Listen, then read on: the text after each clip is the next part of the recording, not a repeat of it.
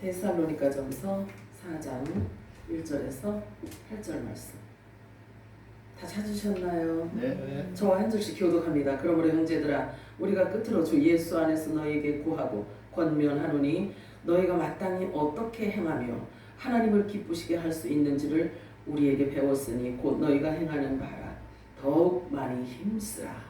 우리가 주 예수 말미암아 너희에게 무슨 명령으로 준 것을 너희가 아느냐. 하나님의 뜻은 이것이니 너희의 거룩함이라 곧 음란을 버리고 각각 거룩함과 정죄함으로 자기의 아내 대할 줄을 알고 하나님을 모르는 이방인과 같이 세욕을 따르지 말고 이 일의 분수를 넘어서 형제를 해하지 말라. 이는 우리가 너희에게 미리 말하고 증언한 것 같이 이 모든 일에 주께서 시험하여 주시리라. 하나님이 우리를 부르심은 부정하게 하심이 아니요 거룩하게 하심이니 그러므로 저버리는 자는 사람을 저버림이 아니요 너희에게 그의 성령을 주신 하나님을 저버림이니라. 아멘. 마라나타 세 번 외칩니다. 마라나타 마라나타 마라나타. 아멘. 오늘 읽은 본문 말씀을 가지고 오늘은 하나님의 부르심이라는 제목으로 함께 은혜를 나눠보도록 하겠습니다. 오늘도 성령의 음성이 여러분들에게 들려주기를 축복합니다. 아멘. 지난 몇 주에 걸쳐서 성령의 가르치심과 성령이 없는 자들에 대해서 우리가 알아보았습니다. 우리를 완전한 구원으로 이끄시는 분은 사람의 느낌이 아니고 사람의 감정이 아니라 오직 성령 하나님이시라는 것을 우리가 알게 되었고요. 성령의 계시가 없이는 하나님을 알 수도 없고 예수를 믿을 수도 없다는 사실을 말씀을 통해서 우리가 알 수 있게 되었습니다. 하나님과 나와의 관계, 그리고 예수님과 나와의 관계까지도 성령이 임하지 않고는 알 수도 믿을 수도 없다는 사실을 알게 되었습니다. 이해하시나요? 우리가 알아보았잖아요. 그죠? 그래서 이쯤 돼서는 이 시쯤 됐기 때문에 우리 모두가 이제는 거짓과 위선과 허풍과 외식을 모두 내려놓지 않으면 안 됩니다. 왜냐하면 다 드러날 것이기 때문에 그래요. 그리고 지금이야말로 진리의 말씀과 기도가 절실하게 요구되는 때라는 사실을 우리는 분명히 알아야 됩니다. 지금 우리가 가져야 될 마음은 다니엘의 마음인 것입니다. 이제는 대충 왔다 갔다 하는 그런 종교생활 가지고는 믿음을 유지하기가 쉽지 않기 때문입니다. 그리고 하나님께서 우리에게 요구하시는 구원에 이르는 믿음의 요인은 사람의 느낌이나 감정과 생각에 기인하지 않기 때문에 더더욱 주의를 기울이지 않으면 안 됩니다. 그렇다고 아는 것이 다 그 사람의 믿음의 척도가 되는 것도 아니기 때문에 스스로 조심할 수밖에 없습니다. 참으로 기이한 것은요, 하나님 나라의 비밀은 아는 만큼 겸손해진다는 사실이에요. 성경을 보면 알 수가 있어요. 아는 만큼 겸손해지는 거예요. 아는 만큼 겸손해집니다. 선과 악을 구별할 줄 아는데도 불구하고 판단하거나 정죄하지 않는 것이 진리의 가치관이고 빛의 나라의 기준인 거예요. 진리를 아는 만큼 육이 죽었기 때문에 그런 일이 가능한 것입니다. 고린도전서 2장 9절 10절 우리 한번 읽어볼까요? 시작. 그러나 기록된 바와 같이 하나님께서 자기를 사랑하는 자들을 위하여 예비하신 것들은 눈으로 보지도 못하고 귀로 듣지도 못하였으며 인간의 마음속에 들어온 적도 없느니라 한 것이라. 그러나 하나님께서 이것들을 우리에게 그의 영으로 나타내셨으니 이는 성령께서는 모든 것 심지어 하나님의 깊은 것까지도 통찰하시기 때문이라. 그래요. 하나님께서 자기를 사랑하는 자들을 위하여 예비하신 모든 것들은요, 실은 하나님의 말씀을 얘기하고 있는 거예요. 하나님의 말씀은 인간의 마음속에 들어온 적이 없는 것들이라고 말씀하고 있어요. 그렇다면 국어학적으로 문자적인 것으로만 가지고도 그 문자적인 것만 가지고는 말씀 안에 담겨져 있는 하나님의 비밀을 알 수 없다는 것을 말씀하고 있는 거예요. 다시 말해서 성경을 문자적인 것만으로는 볼 수도 없고 들어도 들을 수 없는 것들, 마음에 들어온 적이 없대요. 들어온 적이 없다는 거예요. 자, 그러면 이건 뭘 얘기를 하냐면요, 우리가 누군가의 말을 한 번 들으면 질이 난단 말이에요. 그치? 머릿속에. 그치? 기억이 잘 가물가물하더라도 길이 있단 말이에요. 그런데 하나님의 말씀 안에 있는 하나님의 어떤 이런 비밀은 감춰져 있는 상태이기 때문에 우리 안에 한 번도 들어와 본 적이 없는 것들을 하나님은 나타내신다는 거예요. 근데 그 나타내 주시는 분이 다른 사람이 아니라 성령 하나님이라고 말씀하고 있는 거예요. 그래서 진리의 성령께서만 열어주신다는 말씀입니다. 피조물이 어떻게 창조주 하나님을 스스로 알 수 있겠는가 하는 거예요. 그리고 창조주 하나님께서 친히 나타내 보이실 때야 비로소 알 수 있다라는 것입니다. 동의하세요? 그렇죠. 우리가 하나님을 어떻게 사랑할 수 있는가예요. 또 우리가 창조주 하나님을 어떻게 사랑하냐 이거예요. 피조물이. 또 사랑한다는 것을 무엇으로 어떻게 증명해낼 수 있느냐 하는 것입니다. 그렇겠죠. 그치? 우리가 사람과 사람 서로 사랑하는 것도 말을 해야지만 알잖아요. 그렇잖아요. 그런데 피조된 인간이 창조주 하나님을 사랑하는 것을 뭘로 표현하냐는 거예요. 우리가 그것을 무엇으로 표현하고 하나님은 어떻게 그것을 받으시냐 이거예요. 알 길이 없으니, 진리를 알 길이 없으니 사랑을 합니다. 예수님 사랑해 이렇게 한다고 해서 하나님이 그 사랑을 받을 수 있는 게 아니라는 거예요. 이해가 되시죠? 자, 그런데 예수님은 다음과 같이 우리들에게 가르쳐주고 계세요. 예수님이 직접 가르쳐주신 거예요. 요한복음 14장 21절과 23, 24절 읽겠습니다. 시작. 나의 계명을 지키는 자라야 나를 사랑하는 자니 나를 사랑하는 자는 내 아버지께 사랑을 받을 것이요 나도 그를 사랑하여 그에게 나를 나타내리라. 예수께서 대답하여 이르시되 사람이 나를 사랑하면 내 말을 지키리니 내 아버지께서 그를 사랑하실 것이요 우리가 그에게 가서 거처를 그와 함께 하리라. 나를 사랑하지 아니하는 자는 내 말을 지키지 아니하나니 너희가 듣는 말은 내 말이 아니요 나를 보내신 아버지의 말씀이니라. 자, 우리가 하나님의 말씀에 깊이 계속해서 깊이를 우리가 들어오고 나니까 들어와서 하나님의 말씀을 보니까 항상 읽어오고 항상 들어왔던 말씀인데도 불구하고 이 말씀 안으로 우리 속사람이 우리 영이 들어가는 것을 느껴요? 못 느껴요? 느끼지. 그냥 들을 때하고 같지 않단 말이에요. 자, 예수님을 알아보지 못하는 바리새인들에게 말씀하시기를 하나님이 너희 아버지였다면 너희가 나를 사랑할 것이었다. 니네들이 말하는 것처럼 하나님 니네들이 목숨을 걸고 하나님을 사랑한다고 하지만 진정으로 너희들이 하나님을 알고 하나님의 그 사랑이 너희들에게 부은 바 되었다라고 한다면 너희들이 나를 못 알아볼 리가 없다. 왜? 나는 아버지께로부터 나와서 너희들에게 왔기 때문이야. 그러므로 하나님이 너희들의 아버지가 아니다라는 것을 지금 선언해 놓고 계신 거예요. 선포하시는 거예요 지금. 자, 그러면 지금도 바리새인과 같은 자들에게 성령께서 교회들에게 그 말씀을 하실까요? 안 하실까요? 당연히 하시지. 너희 아버지가 하나님이었다면 너희들이 내 말을 지킬 것이고 내 두 계명 예수님께서 주신 내 말을 너희들이 지킬 것이야. 이렇게 말씀하신단 말이에요. 영원토록 동일하신 예수님이 지금 우리들에게 가르쳐 주시는 이 우리들의 지식에까지 새롭게 하기 위해서 지금 가르쳐 주시는 거란 말이에요. 나는 스스로 온 것이 아니라고 예수님 말씀하세요. 아버지께서 나를 보내신 것이니라. 다시 말해서 예수님을 알아보지 못하는 것은 하나님의 아들들이 아니라는 거예요.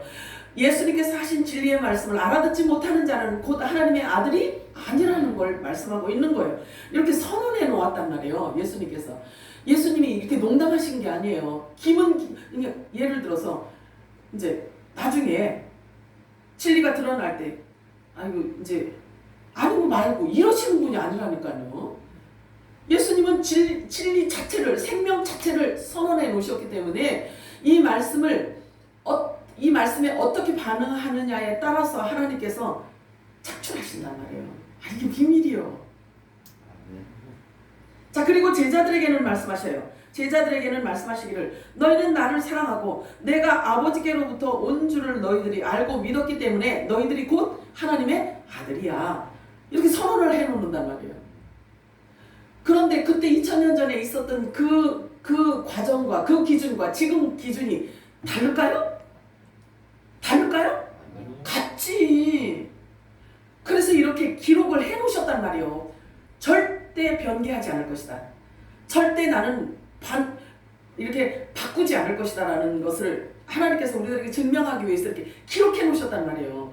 그런데 이 기록해 놓은 말씀을 우리는 믿어 안 믿어? 믿지. 붙들고 있어 안 붙들고 있어? 붙들고 있지. 그래서 이 말씀이 이루어지는 거예요. 붙들고 있는 자들을 말씀처럼 우리를 이렇게 바꿔가신단 말이에요. 말씀이 붙들고 있었더니. 그래서 친히 너희를 사랑하심이라. 너희들이 나를 믿고 내가 하는 말을 믿고 나를 사랑하는 것은 하나님의 아들이기 때문에 그것을 지금 증명하고 있는 거다라고 예수님께서 말씀해 주시는 거예요. 실은 지금 이 요한복음 14장 이 말씀이 왜 이렇게 중요하냐면요. 하나님의 아들들을 구별해내시는 방법으로 미리 정해놓으셨기 때문에 그래요. 그래서 이 말씀이 성취되어지는 것은 하나님의 아들들을 구분하시겠다는 거예요. 거두시겠다는 거예요. 자, 그래서 아들을 구별해내시기 위해서 이미 아들의 영으로 임하게 해주시고 아버지와의 관계뿐만 아니라 예수님과의 관계 또는 심지어 하나님의 깊은 것까지도 모두 통찰하시는 분이시기 때문에 감춰져 있던 자신의 정체성도 발견하게 되고 신분도 확인할 수 있도록 하시며 장래 일까지 가르쳐 주시는 거예요. 성령 하나님께서, 아들의 영께서. 성령은 아들의 영이란 말이에요.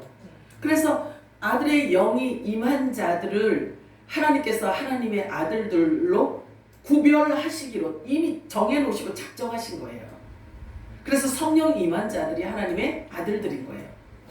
자, 베드로후서 3장 9절에서 14절 우리 함께 읽도록 합니다. 시작. 주의 약속은 어떤 이들이 더디다고 생각하는 것 같이 더딘 것이 아니라 오직 주께서는 너희를 대하여 오래 참으사 아무도 멸망하지 아니하고 다 회개하기에 이르기를 원하시나. 아멘.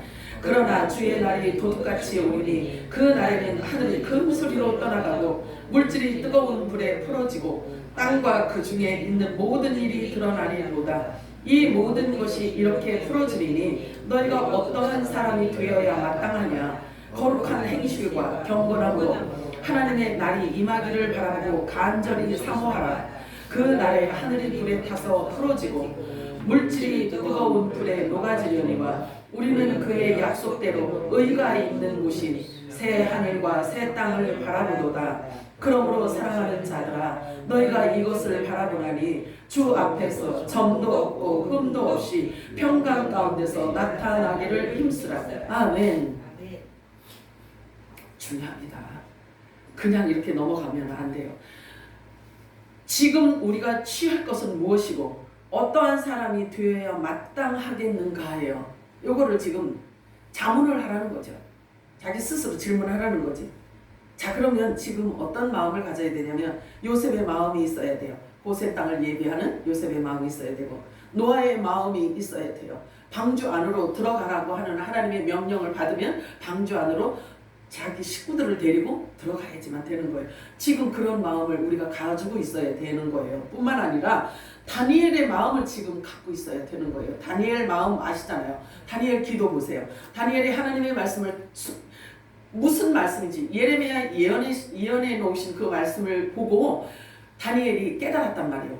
자기 나라 이스라엘을 하나님께서 이렇게 해서 흥망성쇠에 대한 말씀을 해주셨어요. 그런데 그 한 나라 이스라엘 한 나라만 갖고도 다니엘이 엎드려서 하나님 앞에 회개하는 것을 보죠? 그죠? 자, 그런데 그렇다면 한 나라 흥망성쇠 갖고도 그렇게 엎드려서 기도하고 회개하고 자기가 지은 죄처럼 그렇게 회개를 했는데 지금 우리가 처한 이 시기와 지금 이 시간은 어떤 때이냐면 이스라엘의 한 나라뿐만 아니라 온 지구 자체가 불심판 앞에 놓여있는 상태란 말이에요. 그렇다면 한 나라 가지고도 그렇게 엎드려서 하나님 앞에 용서해달라고 용서를 빌고 구했는데 지금은 온 땅이 다 불심판을 받아서 지금 없어질 거의 지금 그런 때에 지금 우리가 살고 있단 말이에요. 그런데 지금 어떤 마음으로 기도를 하느냐 이거지. 어떠한 마음이어야 되냐고요. 어떠한 마음. 자, 그래서 때와 시기를 아는 자라면 모르는 자들과는 분명 다른 삶을 영위해 나가는 것이 마땅한 것입니다. 그래서 우리는 그동안 하나님으로부터 독립되어서 교만해서 내가 최고이고 내가 제일인 것 같고 이렇게 교만하고 견고해진 마음과 귀를 할례받지 않으면 안 돼요. 듣고 마음으로 믿어 입으로 시인해야 하기 때문에 그런 거예요. 하나님은 지금 열매를 거두십니다. 믿음은 들음에서 나기 때문에 그렇습니다. 이제 우리는 알아야 해요. 뭘 알아야 되냐면 예수 그리스도께서 이렇게 오래 참으시고 아유 예수님 오신다거든요. 2000년 전부터 오신다거든요. 이렇게 안 오신다고? 그래서 아유 부활은 무슨 부활이야. 휴거는 또 무슨 휴거야.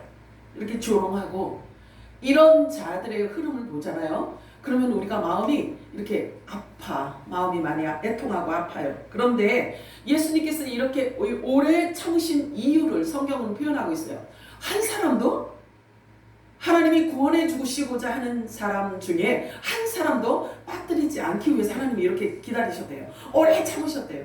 아멘.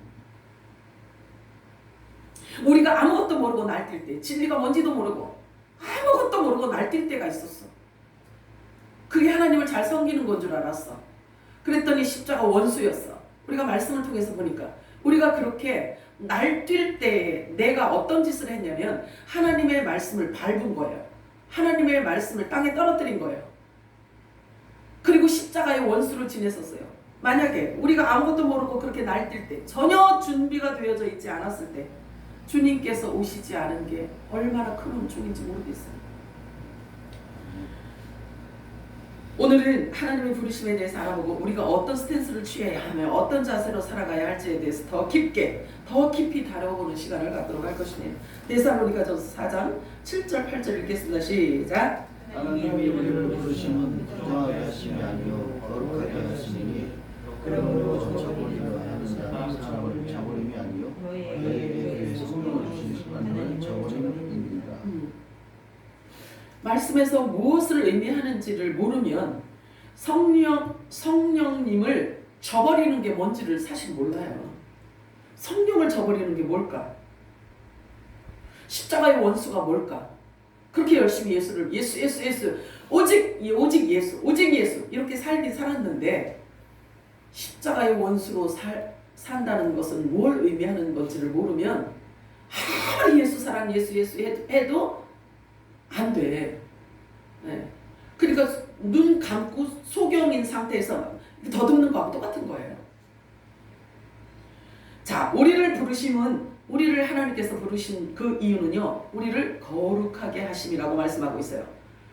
곧 신의 성품에 참여하도록 하신다는 거예요. 신의 성품에. 거룩은 하나님의 속성이잖아요. 하나님만 갖고 있는 속성이란 말이에요. 그런데 그 신의 성품에 참여하도록 하시기 위해서 저와 여러분을 부르셨다는 거예요. 아무나 불러? 아무나 신의 성품에 참여? 아니에요. 아들의 영이 임한 자를 말하고 있어요. 물과 기름이 섞이지 않습니다. 그잖아요. 희석되지 않아요. 흙과 철이 섞일 수 있나요? 섞일 수 없어요. 하늘과 땅이 섞일 수 있나요? 없어요. 그래서 우리를 거룩해 하시면, 우리를 부르신 이유는 거룩해 하라고 부르셨는데, 그렇다라고 한다면 이 땅을 밟고 있는 자 중에 하늘에 속한 자가 있다는 거예요. 그 하나님 방법으로 취하시겠다는 거예요. 그래서 성경을 보면서 이 땅에 발을 딛고 살고 있지만 나의 정체성이 어떤 건지, 내 정체성이 무엇인지를 알 수 있도록 성경에서 찾으라고 해요. 더듬어 찾으래요. 그래서 찾은 자들을 통해서 하나님이 교통과 교제를 하시겠다는 거예요. 그럼 말씀을 모르면 하나님과 교통이 이루어질 수 없잖아요. 그지? 자, 요한복음 15장 9절 10절 읽겠습니다. 시작. 아버지께서 나를 사랑하신 것 같이 나도 너희를 사랑하였으니 나의 사랑 안에 거하라. 내가 아버지의 계명을 지켜 그의 사랑 안에 거하는 것 같이 너희도 내 계명을 지키면 내 사랑 안에 거하리라. 아버지의 계명을 지켜서 아버지 사랑 안에 거하셨대요. 예수님이. 그러니까 너희도 내 사랑 안에 거하라 이렇게 말씀하고 계시네요. 그러면 아버지의 계명이 뭐냐고요? 아버지의 계명이 알아야지 이 말씀이 뭘 얘기하는지를 알 거 아니겠어요? 그치? 예수님께서 말씀하셔요. 내게 주신 내가 지금 하는 이 모든 말은 다 아버지의 계명이다 이래요. 나는 아버지의 계명이 참인 줄 아노라. 아버지의 계명이 생명인 줄 아노라. 아버지의 계명이 진리인 줄 아노라. 이렇게 말씀하셔요. 그러면 그 진리이고 생명이신 아버지의 말씀을 받아서 우리들에게 다 주셨대요. 다 주셨대요. 그러면 결국 이 말씀을 깨닫고 지키는 자가 예수님의 계명을 지키는 자인 거예요. 그런 자를 아버지가 사랑하신대. 그리고 그 안에 들어와서 영원히 함께 거하신대요. 하나님이. 기가 막히죠. 자, 예수님이 주신 세 계명은 10계명을 압축해서 2계명으로 우리에게 주셨어요. 마태복음 22장 37절에 40절 읽겠습니다. 시작. 예수께서 이르시되 네 마음을 다하고 목숨을 다하고 뜻을 다하여 주의 너희 하나님을 사랑하라 하셨으니 이것이 크고 첫째는 계명이요 둘째도 같으니 내 이웃을 내 자신같이 사랑하라 하셨으니 이 두 계명이 온 율법과 선지자의 대단하시죠. 이게 10계명을 주어서 지키는 지킴보다 그것보다 이게 훨씬 힘들고 어려운 거예요. 이거 인간의 힘으로는 이렇게 할 수 있는 게 아니에요. 내 마음을 다하고 목숨을 다하고 뜻을 다해 주 너의 하나님을 사랑하라. 이것이 크고 첫째 되는 계명이라고 말씀하셔요. 자, 그러면 두 번째 계명이 있잖아요. 그치? 두 번째 계명이죠. 그럼 두 번째 계명은요. 이 크고 첫째 되는 계명이 성립되어졌을 때 가능한 거예요. 하나님의 사랑을 받아야만 둘째 계명을 지킬 수가 있단 말이에요. 하나님께로부터 사랑을 받아야 그 사랑을 줄 수가 있지 않겠어요? 기호 아니요?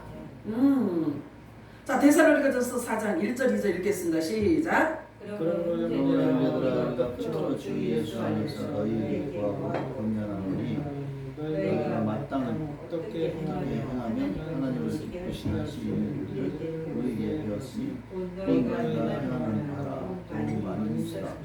우리가 주 예수로 말미암아 너희에게 무슨 명령으로 준 것을 너희가 아느니라. 요 당시에 데살로니가에 있는 교인들이 감옥에서 바울이 부활의 복음을 주었더니 그 말씀을 그대로 믿고 그 말씀을 붙들고 삶을 살았다라는 거예요. 그걸 지금 얘기하고 있는 거예요. 그런데 지금 너네들이 행하는 그것을 내가 굉장히 기쁘게 생각을 한다. 그런데 더욱 힘쓰라고 하고 있어요. 예수님께서 우리에게 주신 명령이 무엇인지를 아는 자들아, 너희가 마땅히 어떻게 행하여야 하며 어떻게 하나님을 기쁘시게 할 수 있는지를 배웠으니 그것을 행함에 있어서 더욱 힘쓰라. 자, 그러면 제가 아까도 말씀드린 것처럼 하나님 나라의 기준, 하나님 나라의 어떤 원칙은요, 아는 만큼 겸손해져요. 아는 만큼 육이 죽었다는 것을 얘기하거든요. 그렇기 때문에 온유하고 겸손해질 수밖에 없어요. 이게 하나님 나라의 원리예요. 하나님은 우리와 더 깊은 관계를 원하세요. 그래서 더 깊은 것, 더 신비한 것, 더 크고 비밀한 것들을 우리들에게 하나님이 주고 싶어 하신단 말이에요. 그래서 더 깊은 관계를 하나님께서는 원하시고, 하나님은 우리에게 도깨비 방망이가 아니란 말이에요. 나와라 뚝딱해서 이렇게 되어지는, 하나님이 그런 교제를 우리들에게 원하시는 게 아니란 말이에요. 보세요. 하나님을 아는 만큼 겸손해진 자들이 나 부자 되게 해주세요. 이 기도가 나올까 안 나올까? 나오지. 당근이지. 그렇지 않겠어요? 아버지의 뜻만 이루어지기만을 구할 거 아니겠어요? 예수님처럼 그잖아요. 자, 믿는다는 것은 분명히 뭔가를 보고 듣고 깨달았다는 것을 뜻합니다. 자, 안다는 것도 역시 보고 들었다는 것을 의미하고 있어요. 그러나 더 깊은 것까지 통찰할 수 있으려면 인간 스스로는 될 수가 없어요. 그렇기 때문에 더 깊이 아시는 어떤 분의 도움이 있어야 되는 거예요. 외국 여행을 가면 가이드를 필요로 하잖아요. 그냥 중구난방으로 그냥 마구잡이로 이렇게 다니는 게 아니잖아요. 가이드가 필요해서 필요한 것, 중요한 것, 그 나라에서 중요하게 여기는 어떤 이런 것들을 자기가 습득해서 이렇게 전하고 있잖아요. 그런 것처럼 천국에 대한 지식도 역시 가이드가 필요하단 말이에요. 그렇게 생각 안 하세요? 맞습니다. 그치? 자, 그런데 가이드와 같은 그분의 이름을 예수님께서 가르쳐 주셨는데 뭐라고 하시는지 한번 살펴봅니다. 요한복음 14장 15절에서 17절 읽겠습니다. 시작. 너희가 나를 사랑하면 나의 계명을 지키리라. 내가 아버지께 구하겠으니 그가 또 다른 보혜사를 너희에게 주사 영원토록 너희와 함께 있게 하리니 그는 진리의 영이라. 세상은 능히 그를 받지 못하나니 이는 그를 보지도 못하고 알지도 못함이라. 그러나 너희는 그를 아나니 그는 너희와 함께 거하시며 또 너희 속에 계시겠습니다. 믿으세요? 믿어지세요? 진리의 영, 이 진리의 영 성령님은요, 이 보혜사 성령은 세상 사람은요 보지도 못하고 알지도 못하고 그 성령을 받지도 못해요. 성령을 받지도 못한단 말이에요.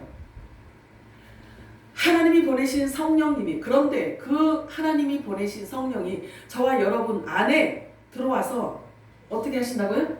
계신대요. 우리 안에 와서 계신대요. 영원히 떠나지 않고 영원히 함께 계신대요.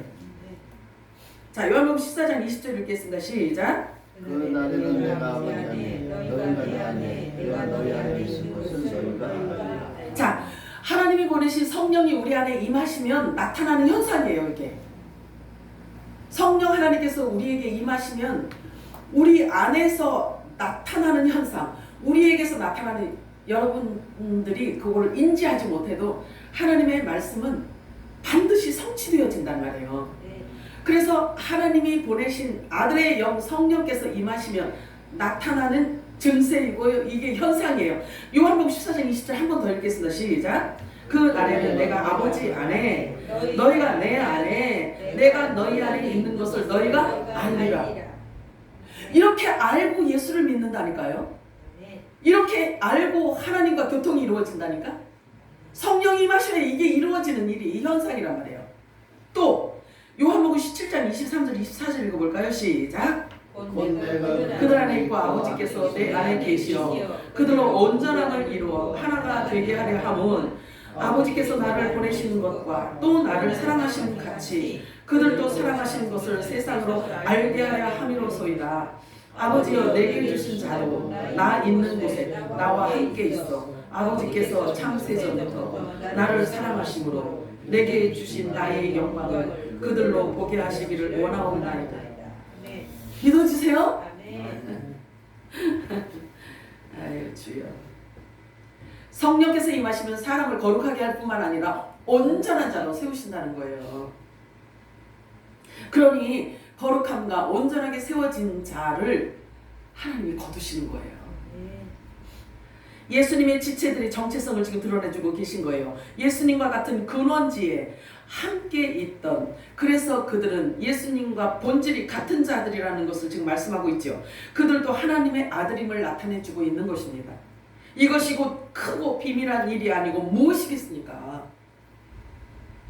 뿐만 아니라 장래일을 말하게 하시는데 그 또한 큰 비밀이 아니고 무엇이겠습니까? 우리의 마음에 들어와 보지 않았던 것들을 하나님께서 그것을 나타내 보이고 계신단 말이에요. 우리에게. 그래서 주님 오실 길을 예배하고 있잖아요. 막연하게 있는 게 아니잖아요. 왜 안 오세요? 사람들이, 우리가 믿는 이 메시지를 사람들이 뭐라고 해도 우리는 꿈쩍 눈 하나도 꿈쩍 안 한단 말이에요. 교환이요. 그런데 노아의 때와 같다고 아무리 외쳐대도 꿈쩍도 안 하는 사람들 있어요, 없어요? 있지. 또 듣기만 하고 마음으로 믿음을 결부시키지 않는 사람들 있어요, 없어요? 있지. 그러므로 아는 것과 믿는 것이 동일하다고 말할 수 있는 게 아니에요. 들어도 못 듣는 거예요. 보아도 보지 못해요. 이런 메시지로 성경을 이렇게 해서 우리가 같이 읽고 같이 우리가 듣고 하는데도 뭔 얘기인지 몰라. 이것 보고 감춰져 있다고 하는 거예요. 자, 하나님은 우리와 깊은 관계를 원하신다고 말씀하십니다. 주님께서 말씀하셨어요. 주님께서 이렇게 말씀하십니다. 내가 곧 간다. 준비하고 있으라. 너희는 나의 귀한 전의 마지막 세대라. 많은 소동과 환난이 세상에 임하였으나 더 많은 것들이 더 강렬하게 나타날 것이니 준비하라. 마음의 준비, 놀라지 말고 마음의 준비를 하라고 말씀하세요. 서로 사랑하는 일에 더 힘쓰라.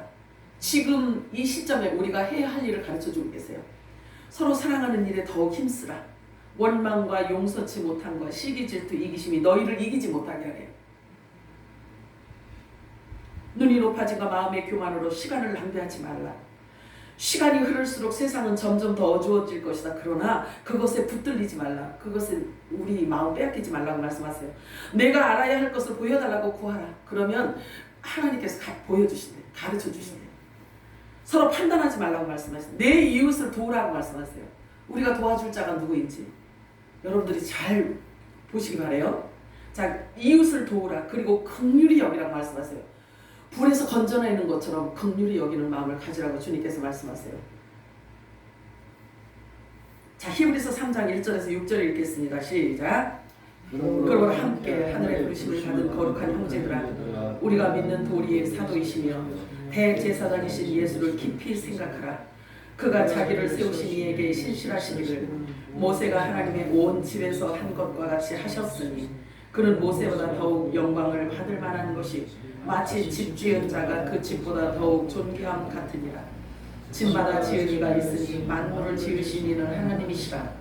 또한 모세는 장래에 말할 것을 증언하기 위하여 하나님의 온 집에서 종으로서 신실하였고 그리스도는 하나님의 집을 맡은 아들로서 그와 같이 하셨으니 우리가 소망의 확신과 자랑을 끝까지 굳게 잡고 있으며 우리는 그의 집이라. 아멘. 하늘의 부르심을 받은 우리가 가진 소망이 과연 무엇일까요? 주님 만나는 일이잖아요. 그죠? 왜냐면 하나님 말씀 자체가 우리의 소망이기 때문에 그래요. 말씀과 기도로만 거룩해질 수 있고 이 거룩함이 없이는 그 끝에서 주님을 만날 수 없기 때문에 저와 여러분이 갖고 있는 산 소망은 말씀으로 거룩함과 온전하여진 자로서 주님을 만나는 것이 우리의 소망이란 말이에요. 기억 아니요? 자, 그렇다면 얼마만큼의 확신과 신뢰를 갖고 있는가요? 우리의 소망, 하나님의 말씀을 얼만큼 확신과 신뢰를 갖고 있는가? 주님 오심을 얼마나 믿고 있는가? 그에 상응하는 준비는 과연 무엇으로 지금 준비하고 있는가? 항상 자신에게 질문하시기를 바랍니다. 성경은 말씀하고 있어요. 예수를 깊이 생각하라 명하시는데 우리는 과연 어떠한가? 우리는 과연 어떠한가? 예수님의 지체되는 저와 여러분은 과연 어떤 생각을 갖고 있는 걸까? 하고 항상 질문하시기 바래요. 그리고 기도하시기 바래요. 더 강력하고도 초자연적인 영혼의 추수를 위해서 우리는 지금 말씀이 성취되어지기를 구해야 돼요. 그게 그의 나라와 의를 구하는 것이기 때문에 그래요. 성경 말씀에 보면 유난히 힘쓰라고 명하시는 것이 있어요.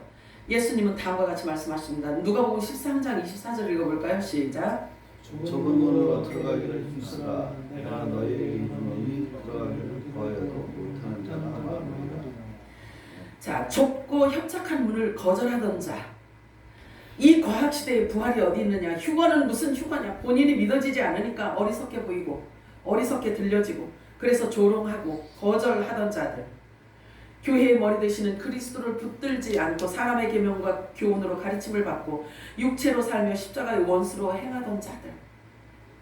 복음의 진리보다는 종교 철학이 더 유식해 보이기 때문에 사람의 가르침을 따르던 자들.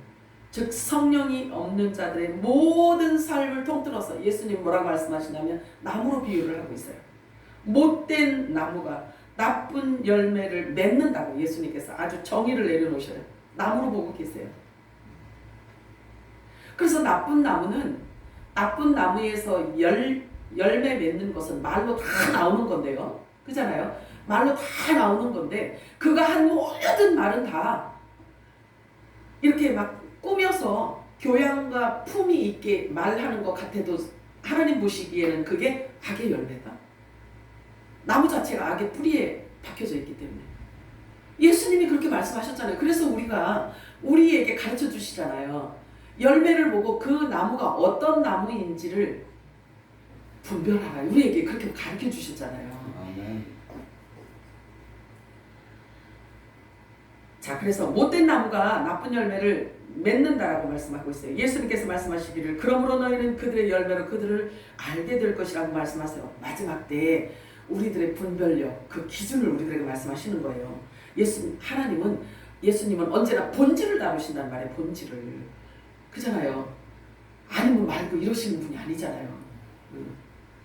그래서 인간의 본성으로는 절대로 성령의 일을 받을 수가 없어요. 그리고 하나님을 기쁘시게 할 수 없다고 말씀하고 있어요. 결과적으로 예수님의 두 계명은 인간의 본성 가지고는 예수님의 이 두 계명을 지킬 수 있다 없다? 없어요. 자, 데살로니가전서 4장 6절 읽겠습니다. 시작. 어떤 문제에 있어서도 정도를 지나쳐 자기 형제를 세우지 말라. 이는 우리가 미리 경고하였고 정거한 바와 같이 주께서는 이와 사람들에 대하여 벌을 주시는 분이시기 때문에. 자, 자기 형제라고 하는 것은 말씀을 선포하는 자를 말하고 있는데요. 자, 그러면 말씀 선포하는 자가 형제들을 속이지 말라라는 말래요. 만약에 형제들을 속이면 그러면 하나님께서 뭐라고 하신다고? 벌 준대요. 벌. 불구덩이 그냥 집어 던진다고 하시는 말씀인 거예요. 그러면 형제를 속이지 말라고 했는데 형제를 속이는 게 뭘까요? 말씀을 잘못 전하는 것을 얘기하고 있는 거예요. 그리고 때에 맞는 양식을 주지 못하는 걸 얘기하고 있는 거예요. 자, 예수님은 분명히 말씀하셨어요. 너희가 나를 떠나서는 아무것도 할 수 없느니라. 나보다 먼저 온 자는 다 절도의 강도니라.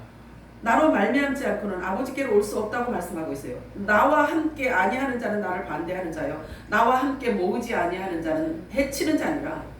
성령의 기름 부으심이 없이는 결코 진리의 지식에 이를 수가 없다는 말씀인 거예요. 그러므로 마태복음 7장 15절에서 20절 읽겠습니다. 시작. 어디선지자들을 삼가라. 양이 옷을 입고 너에게 나오나 속에는 어찌라는 줄이라. 그들의 일대로 그들을 알지니 가시나무에서 너는 이곳에서 무화과를 따기라.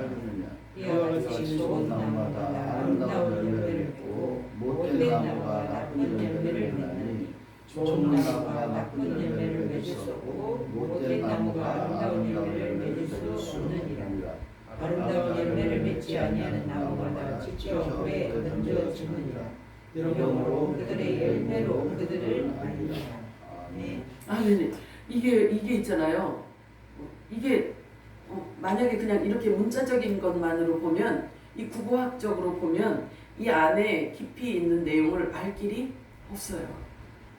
할 길이 없어요. 이건 종과 아들과 시민과 뱀의 후손들까지 지금 말씀하고 있단 말이에요. 그렇게 보이시나요? 네. 자, 하나님은 무엇보다도 우리와 친밀한 관계를 원하세요. 내가 거룩하니 너희도 거룩할지니라 라고 말씀하세요. 거룩함이 뭐라 그랬어요? 거룩함이 구별됨이라 그랬어요. 그죠? 구별됨. 자, 데살로니가전서 4장 3절에서 5절 읽겠습니다. 시작. 하나님의 뜻은 이것이니 곧 너희의 거룩함이니라. 너희는 음행을 삼가고 너희 각자가 거룩함과 존귀함으로 어떻게 자기 자신의 그릇을 소유하는가를 알며 하나님을 모르는 이방인들과 같이 세욕에 빠지지 말라. 성경에 보면은 종종 사람들을 그릇으로 이제 표현하기도 해요. 디모데후서 2장 20절에서 21절 읽어볼까요? 시작. 큰 집에는 그릇과 온 아니라 나무까지 입을 수 있어 귀하게 쓰는 것도 없고 천하게 쓰는 것이니 그러므로 뭐든지 이런 것에서 자기를 깨끗하게 하면 이 쓰임을 주시게 되어 거룩하고 주인의 쓰심에 합당하며 모든 선한 일에 준비함이 자, 그러면 이거를 어떻게 설명하면 좋겠어요? 자기를 깨끗하게 하면, 그러면 자기를 깨끗하게 하래요. 그런데 사람을 깨끗하게 하는 것은 무엇으로 가능하다고 했죠? 말씀으로 가능하다고 그랬죠. 그러면 자기를 깨끗하게 하래요. 어떻게 해야 될까요? 이게 지금 사람 쪽에서 지금 뭔가를 요구하고 있어요. 그렇잖아요. 사람 영혼을 깨끗하게 해줄 수 있는 것은 말씀밖에 없단 말이에요. 그러면 진리의 말씀은 내가 듣는 거라고요. 그 말씀을 듣고 들은 것으로 끝나는 게 아니라 순종할 때 우리 영혼이 깨끗해진다고 서신서에 말씀하고 있잖아요. 그치?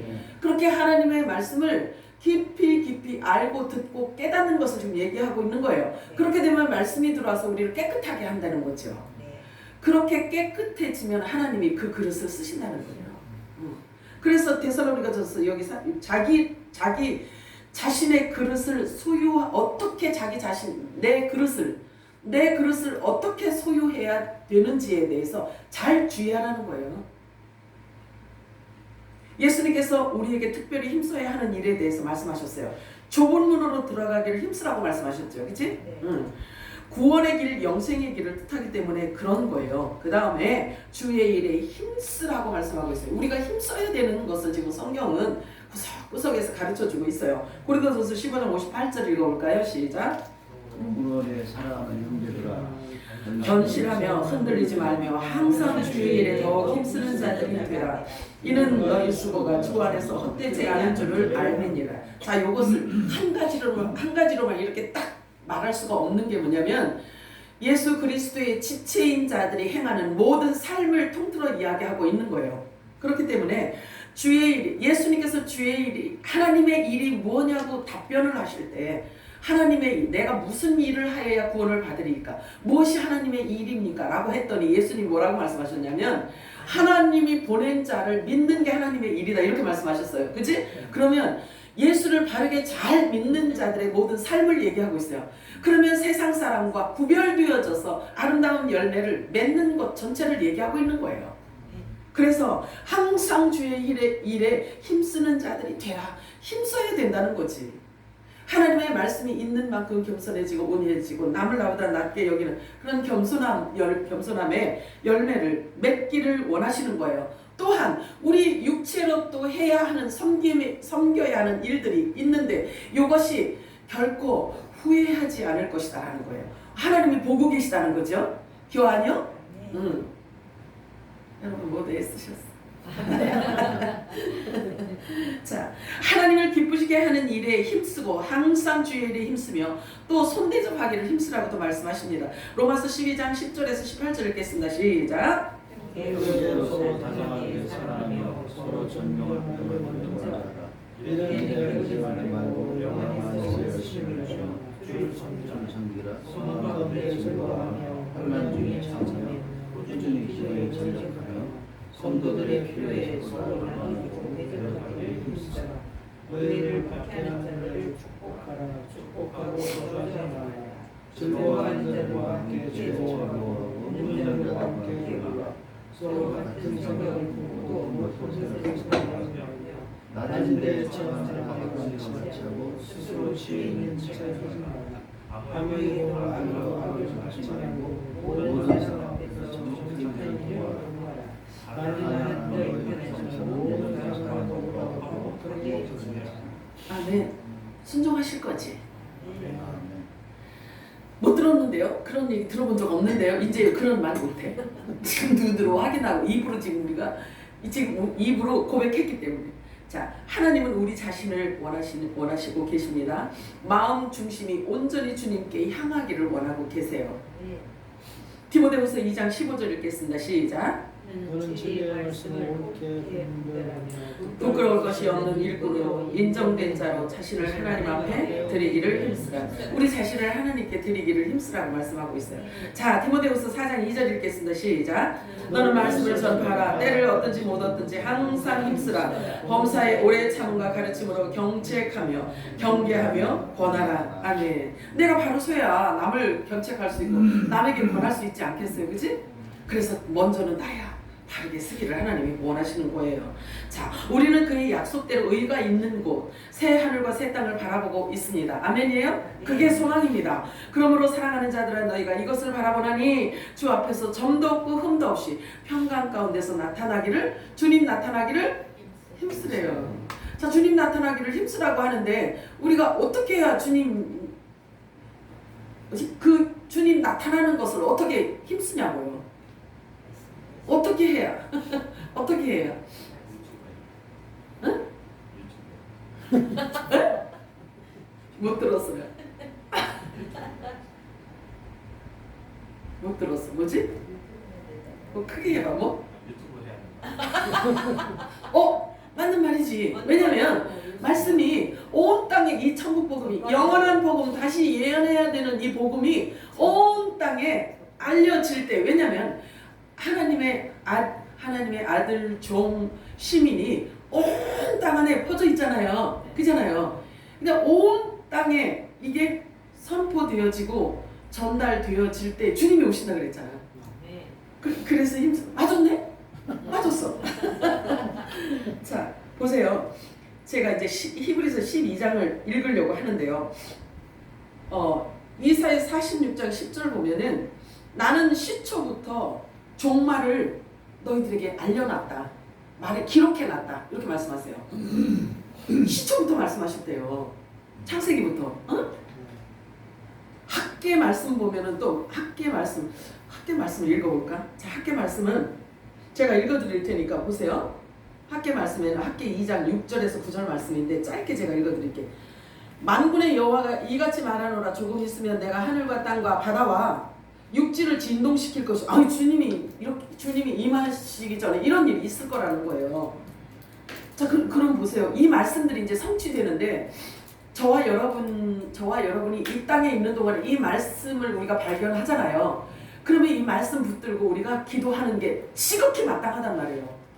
그래서 우리의 중보 기도를 통해서 이 말씀이 성취되어지고 아버지가 일하신단 말이에요. 그죠? 자, 그래서 내가 하늘과 땅과 바다 육지를 진동시킬 것이고 또한 모든 나라를 진동시킬 것이며 이렇게 말씀하셨어요. 그러면 아까도 제가 말씀드렸듯이 다니엘은 이스라엘 한 나라 흥망성쇠 갖고도 자기가 그렇게 엎드려서 하나님 앞에 탄식을 하며 금식하며 그렇게 기도를 했단 말이에요. 그런데 이 말씀이 여러분 우리 지금 이 시점에서 이 말씀이 보여진단 말이에요. 들려진단 말이에요. 깨달아진단 말이에요. 그런데도 중보를 안 해? 누구 아들이야? 자, 그래서 바다와 육지를 땅과 바다와 육지를 진동시킬 것이요 또한 모든 나라를 진동시키신다고 말씀하고 있어요. 베드로후서 3장 7절에 이제 하늘과 땅은 그 동일한 말씀으로 불사르기 위하여 보호하신 바 되었으며 경건하지 아니한 사람들의 심판과 멸망의 날까지 보존하여 두신 것이라. 나팔절 성물들을 데려가실 때는 이미 끝난 거예요. 하나님이 추수할 열매들을 전부 다 하나님께서 정해놓으신 거예요. 그래서 일하신단 말이에요. 자, 그리고 그날에는 하늘이 큰 소리로 떠나가고 물질이 뜨거운 불에 이 물질이 뜨거운 불에 풀어지고 땅과 그 중에 있는 모든 일들이 다 드러나리라 이렇게 말씀하고 있어요. 자, 그러면 시초부터 이런 일들을 하나님께서 다 성경에 기록해 놓으셨다고 말씀하셔요. 그러면 저와 여러분이 이 때에 맞는 양식을 먹고 이때가 어느 때인지를 경점을 알고 하나님의 시간표를 아는 자들이라고 한다면 그렇게 가르쳐주고 계시잖아요, 우리들에게. 그치? 그것을 안다면 우리의 기도가 당연히 기도가 있어야지. 나만을 위한 그 기도 때보다 훨씬 더 많이 기도를 해야 할 때가 지금인 거예요. 왜냐하면 지금 저와 여러분이 하는 이 기도가 곧 심판의 불로 이 땅에 내려온다고 계시록에 보면 저와 여러분이 중보기도한 이 기도를 천사들이 다 가져간대요. 다 가지고 가서 마지막 7대접 심판 때 부어버린대요. 이 땅에 부어버린대요. 그러면 저와 여러분이 하는 이 모든 기도가 다 하나님의 말씀을 성취하는 기도가 되어버리는 거예요. 아멘이요? 엄청나지. 자, 히브리서 12장 26절에서 29절 말씀 읽겠습니다. 시작. 그때 음성이 땅을 뒤흔들고 내가 또 한 번 땅뿐만 아니라 하늘까지도 뒤흔들리리라고 하셨느니라. 이 또 한 번이라는 말의 의미는 이미 피조된 것들로서 흔들리는 것들을 제거하고 흔들리지 않는 것들을 남겨두시려는 것이라. 그러므로 우리가 흔들릴 수 없는 왕국을 받으리니 은혜를 소유하자. 우리가 이 은혜로서 하나님을 기쁘게 섬기되 경외함과 경건한 두려움으로 할지니 우리 하나님께서는 소멸케 하시는 분이시라. 자, 요거는 무슨 말씀 같아요? 자, 요거는 있잖아요. 모세가 호렙산에 올라갔을 때 십계명 받으러 올라갔을 때 아래에 있던 백성들이 그 산 위로 올려다보고요 무서워서 바들바들 떨던 때를 지금 얘기하고 있는 거예요. 십계명 받을 때. 그런데 여기 보니까 흔들리는 모든 것들을 다 없애버린대. 흔들리는 모든 것들을 다 없애버리고 흔들리지 않는 것들만 남겨두신대. 그러면 흔들리지 않는 것들을 남겨두시는 이유는 왕국을 위해서라고 말씀하고 있어요. 그럼 천년 왕국을 위해서 이렇게 하신다는 거예요. 온 땅에 불심판 임하는 이유가 천년 왕국을 위해서 그렇게 하신다는 거예요. 그래서 지금 우리가 사는 이 시점에서는 우리 마음이 어떠해야 되냐면 하나님을 기쁘시게 섬겨야 되는 거예요. 아 진짜 그래 이 메시지를 제가 받고 교회에 오는데 얼마나 신이 나는지 흥얼흥얼 신이 났어. 우리가 하나님을 기쁘시게 섬길 수 있는 그 예배를 드릴 수 있다는 것 자체가 큰 은총을 입은 자들이잖아요. 교 아니요? 그냥 교 아니요? 자 그렇기 때문에 우리가 경외함과 하나님을 경외함과 경건한 두려움으로 하나님을 섬겨야 되는 것을 우리들에게 말씀하고 있어요. 이런 엄청난 하나님께서 저와 여러분을 직접 부르셨어요. 우리는 그분의 부르심에 순종한 여기까지 왔습니다. 그죠? 큰 은총입니다. 이거보다 더 큰 은총이 어디 있겠습니까? 우리는 본래 본성으로 살던 십자가의 원수였는데 하나님의 아들들로 아들의 영이 오셔서 다시 태어나게 해주신 거란 말이에요. 믿으셔요? 응. 아유 복 받으신 분들이야. 복덩어리들이야. 여러분들 다 복덩어리야. 자 골로새서 1장 21절 23절 읽고 마치도록 합니다. 시작. 멀리 떠나 너희의 생각으로 원수가 되었으나 이제는 그의 죽으심을 통하여 그의 육신의 몸 안에서 그가 화해케 하셨으니 그가 오시기에 너희를 거룩하고 흠없고 책망할 것이 없이 드리고자 함이라. 만일 너희가 자리 잡고 정착된 믿음 안에 계속 있으며 복음의 소망에서 떠나지 아니하면 그러하리라. 이것은 너희가 들었고 하늘 아래에 있는 모든 피조물에게 전파된 것이라. 아멘. 이렇게 하늘 아래 모든 피조물들에게 모두 다 전파되어져 있는 복음이었는데 우리는 이것을 몰랐었단 말이에요. 이것의 눈이 영적인 눈이 감겨져 있었기 때문에 영적인 소경이었기 때문에 이 말씀이 보이지가 않았단 말이에요. 그런데 이제 보여 안 보여? 이게 기업이라고. 말씀이 보여지고 깨달아지는 그 말씀 자체가 우리들의 기업이라고. 왜? 우리를 위해서 기록되어진 그 말씀, 약속된 그 말씀이 그대로 성취될 것이기 때문에 그런 거예요. 사랑하는 풍성하신 하나님 너무 감사합니다.